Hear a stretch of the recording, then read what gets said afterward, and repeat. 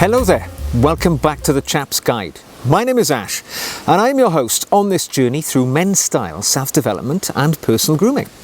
And as you know, my goal here is to help you on your journey to Chap Nirvana. And in so doing, I share some of my experience so that you can perhaps take a shortcut on that journey. So today I'm trying to do that in the field of men's fragrances, because I've had a question from a viewer, which I'm sure many of you may share this perhaps deficiency of understanding of men's fragrance, and I can help you along. So today's question comes from somebody who uses the nom de plume of Nina. And the question is rather simple.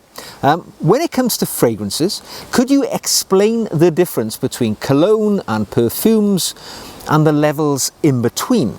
And what do they mean? Also, what is acceptable for a chap to use? I've been getting into fragrances lately, and I'm concerned some are perfumes, suggesting they may be for females. Well, it's a really good question, because I have to say, I remember embarking upon my own journey into men's fragrance a number of years ago, and I was just one of those people who would wear something because it was given to me as a gift. Quite often was the case. And I started then, as I got a little older and a little wiser, to cultivate my own preferences. When I smelled a fragrance that I particularly liked on a gentleman, I would inquire what it was, where it came from, and then I would slowly but surely, as time went on, started to build up a library of knowledge around fragrance, which I continue to try and expand upon today, because I buy, I would say, several fragrances per year. Not all of them are successes. I often pass some on to my father, which he greatly enjoys, I have to say, but always on a journey. So perhaps I can help show you what the difference is, because it is quite relevant to the performance of many fragrances, and why some are stronger, why some last a lot longer, and that's what I'm going to do today. To understand what fragrances is made up of and how it performs, we have to understand the potency, because these French names, which we often see on the bottles, actually relates to the level of potency that we have in front of us. Because when we look at a bottle of whatever, some sort of fragrance, we have to understand what's inside it. That liquid, what's it made up of? Well, it's made up of a number of different things, the components. It will certainly be some aromatic oils, perfume oils, which give us the real potency. But they are diluted with other things such as ethanol and water, which make up the body. Because obviously if the oils were just present on their own, it would be tiny, it would be not practically usable for us. So we need it to have some body. But it's those levels of aromatic oils which we talk about when we talk about potency, because the different levels of fragrance have higher or lower levels of potency. So let's begin on the potency ladder. Now, at the very entry level is aftershave or splash or eau fraîche. It has different names, aftershave perhaps being the most common. Eau fraîche or fresh would be the French term, and translated quite simply, it means fresh water. So its very name itself suggests that it is of a low potency. And the active ingredients of those aromatic oils inside will be between 1 and 3% of the content of the material which we hold in our hands. So quite low level, quite low performing. It's not likely to project very strong. It's not likely to last very long. Its longevity on the skin will be likely less than 2 hours. And in some cases, you can almost count the longevity of one's fragrance of an aftershave in the minutes. It really dissipates very quickly.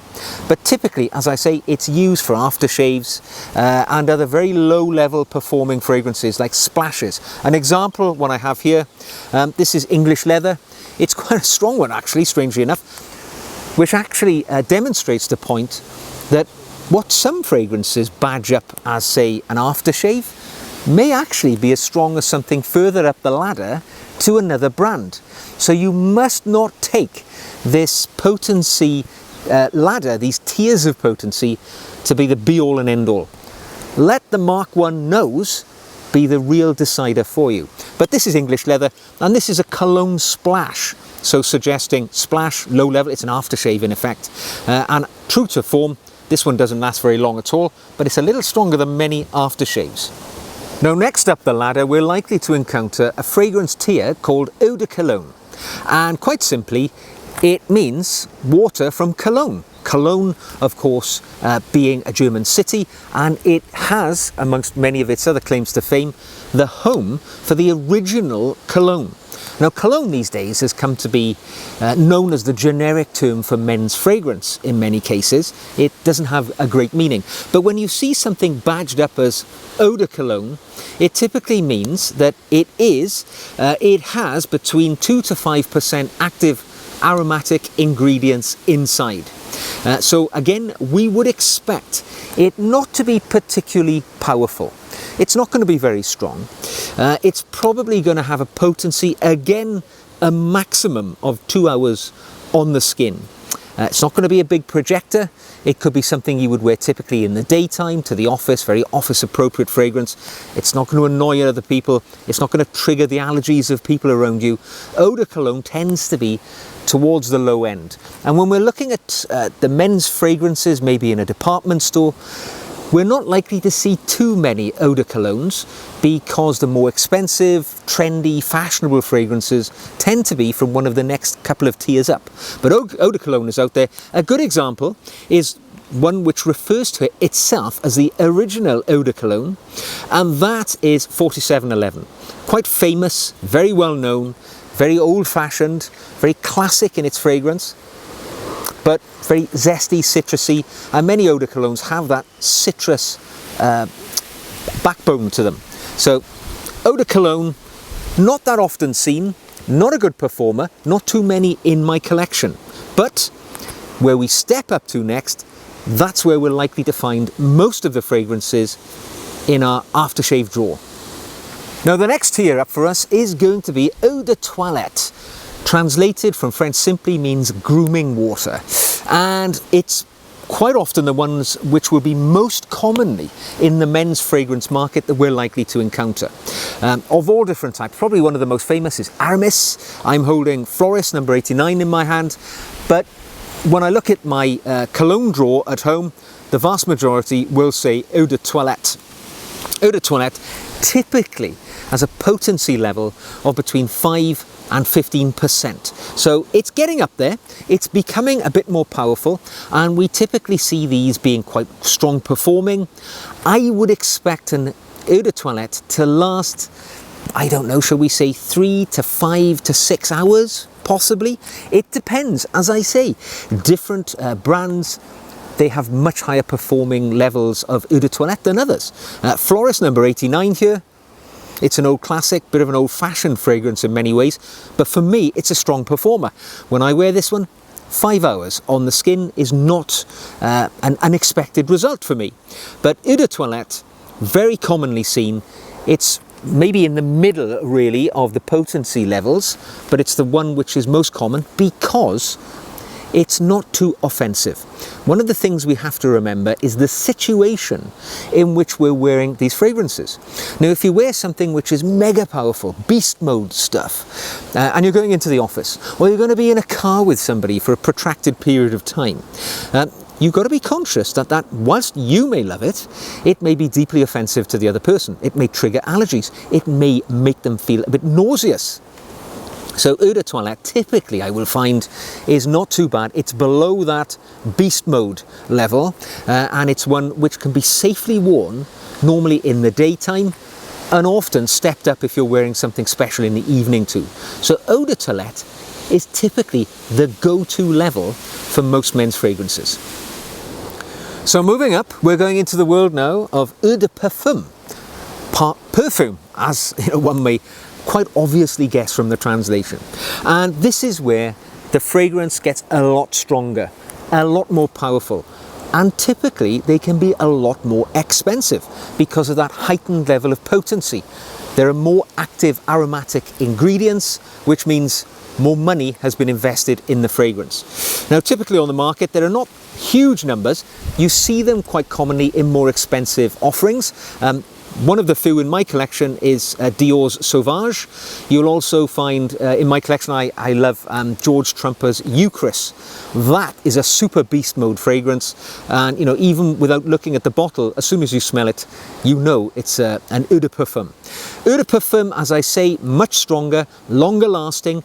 I would expect at least 5 hours of active performance, of projection from an eau de parfum, and likely to last on the skin even longer than that, the longevity. But it will be a projector. You know, you will walk into a room and people will know that you've arrived if you're wearing an eau de parfum normally. And you'd have paid some good money for that, because it's an expensive tier of fragrance. And yeah, it's not one which we see every day, but there are many out there. And there's only one tier to go, and that is quite simply parfum. Now, this is very less commonly seen in the men's fragrance market. It's not perfume, that's what the French translation would be into English, obviously. It doesn't mean it's feminine in any way. It is merely the tier by which we acknowledge and accept that level of potency. And we would expect it to have 20 to 30% of aromatic oils active within that liquid that we have there in our hands. So strong performing stuff, and not that common. You might see it badged as other things. A good example would be Dior's Sauvage. They have a parfum level of that fragrance which they term elixir, which, you know, they're not, because they don't, I guess they don't want to confuse it with eau de parfum and their parfum, so they've termed it elixir. Clearly, elixir means nothing in the perfume world. It simply refers to the fact that it is stronger and a parfum level fragrance. Now, we can actually use Sauvage Dior as an example to show how the different levels of potency affect the price, as well as the performance, the longevity, and just generally the nuance and the character of the fragrance. Although all the different tiers of Sauvage will have in common that powerful musty fragrance which we're all familiar with if we like this fragrance, but the price levels are very different. Now, Sauvage do an offering in their Eau de Toilette range, and for 100 millilitres that costs 109 British pounds from the British department store John Lewis, where I've got all my prices today. They also do a fragrance, the one I'm holding now, which is Eau de Parfum. Again, 100 millilitres, £128. So we've gone up from 109 to 128. But for 100 millilitres of their Sauvage Elixir, that costs £174. So quite a leap from the Eau de Parfum to the Elixir. Eau de Parfum 128, Elixir 174. Now, I would expect that Elixir, and I haven't owned any, I don't wish to for that level, because I find that Eau de Parfum is quite strong enough for me. We would expect a real monster performer, and I'm sure it very much is. You don't need to wear much at all from that. So yeah, gives you an idea of the different price levels for the different potency levels. So, gentlemen, chaps, I hope this little video has helped demystify these different tiers of fragrance and the strengths and the performance and the potency for you, so that when you go into those stores and you're faced with a shelf full of different fragrances with all these French names, you will perhaps have an understanding of what they all mean. But don't be hogtied to what I've said today. Remember, buy a fragrance and wear a fragrance for one fact and one fact alone: that you love it, right? Don't be taken in by any hype, any celebrities who are hawking this stuff online using their name or their image. The only reason why you should be wearing a fragrance is because the number one nostril has told you that's what you want to wear. Don't be taken in by anything else. Don't even worry about these different levels of potency. If you like it, wear it. Simple as that. There we go. Hope you've enjoyed it. If you have, don't forget, give the video a thumbs up. And if you'd like to see more like this, click that red button, come on the journey as a subscriber, and you'll see all my material as I bring it out. And don't forget, you can practically support the channel and help me to continue making this content simply by buying me a coffee. And the link to my Buy Me a Coffee page is in the show notes below. So don't forget, tell me anything you'd like about the fragrance world that works for you or doesn't. Drop it into the comment section. I'd be delighted to hear from you. So until the next time, take care of yourselves, and I will see you again, smelling good, very soon.